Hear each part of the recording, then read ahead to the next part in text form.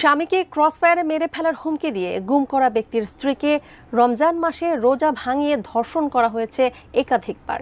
সাবেক র্যাব কর্মকর্তা ও এএসপি আলেপ উদ্দিনের বিরুদ্ধে এবার এমন জঘন্য অপরাধের সত্যতা মিলেছে।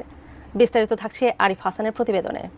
আলেপ উদ্দিনের অভিযোগ সবচাইতে মারাত্মক। একজন আসামিকে গুম করে রাখার সময়ে তার স্ত্রীকে, তার বিশ্ববিদ্যালয় পড়ুয়া স্ত্রীকে একাধিকবার রমজান মাসে রোজা ভাঙিয়ে তাকে ধর্ষণ করা হয়েছে। এই তথ্য প্রমাণ আদি আমাদের কাছে এসেছে।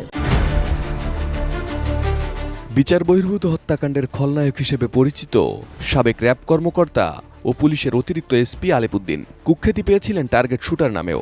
অভিযোগ রয়েছে, নারায়ণগঞ্জের র্যাব 11-তে থাকাকালীন ক্রসফায়ারের নামে দুহাতে অস্ত্র চালিয়ে মানুষ হত্যা করতেন।